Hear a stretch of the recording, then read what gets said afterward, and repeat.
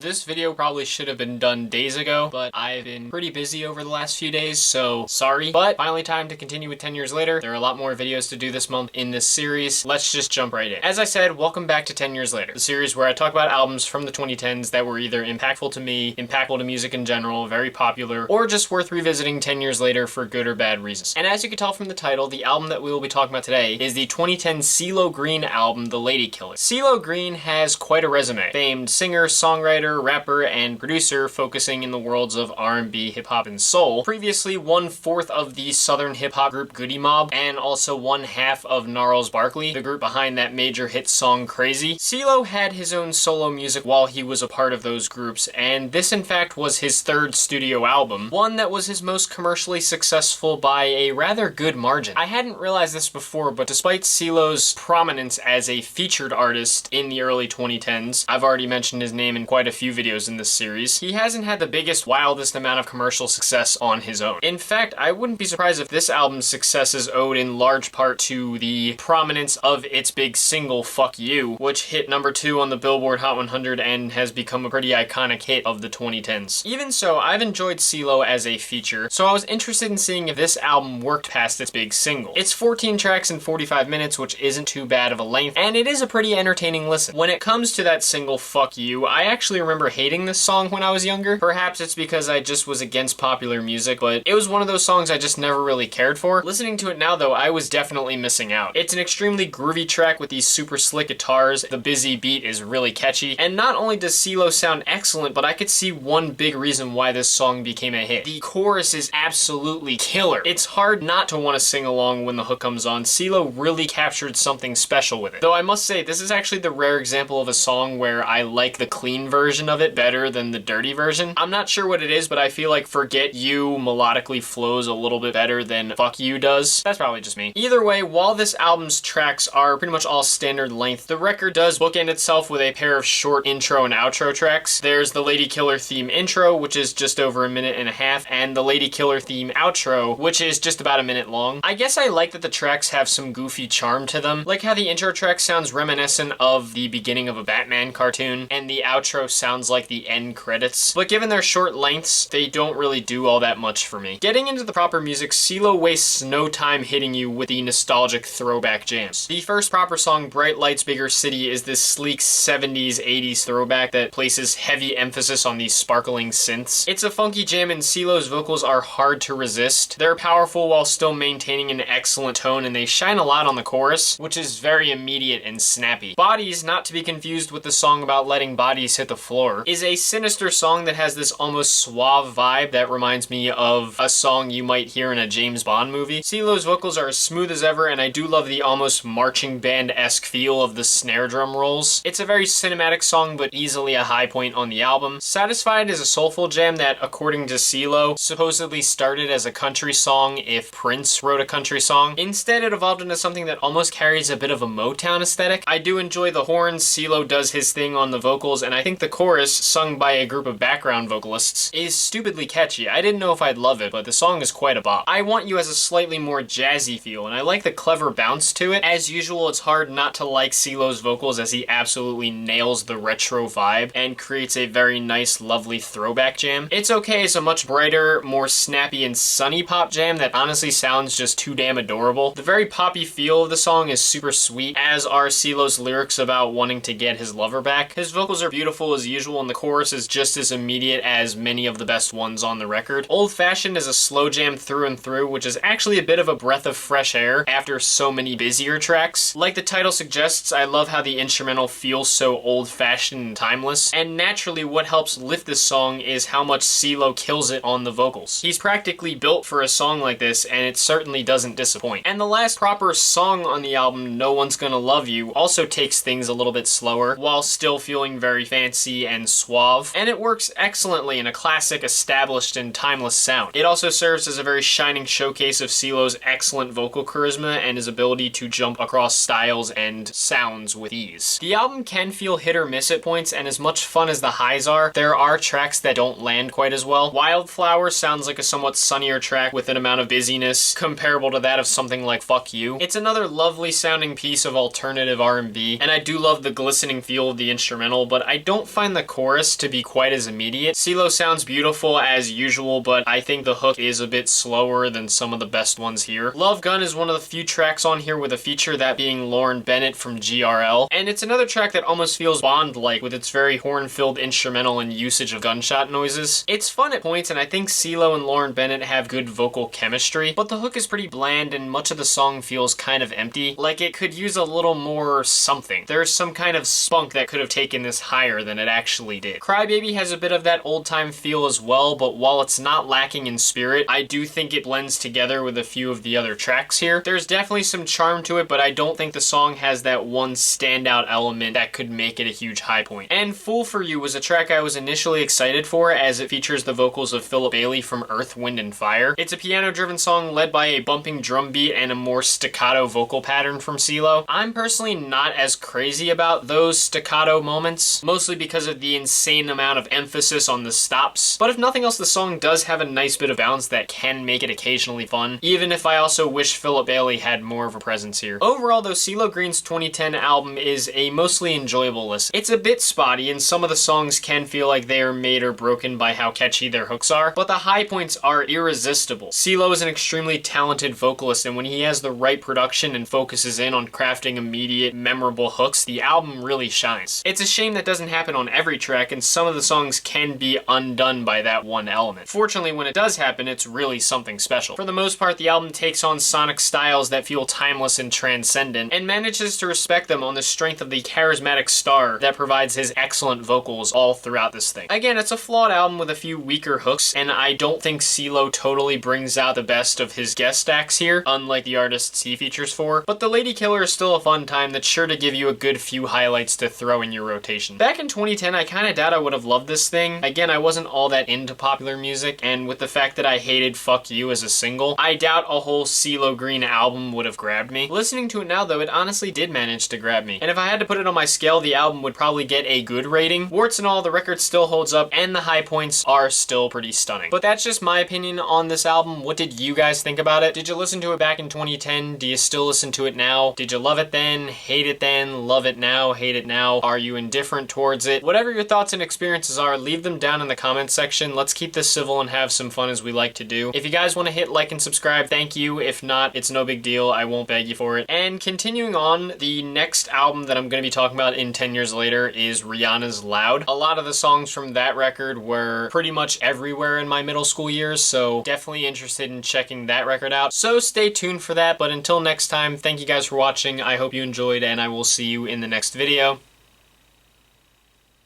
Peace.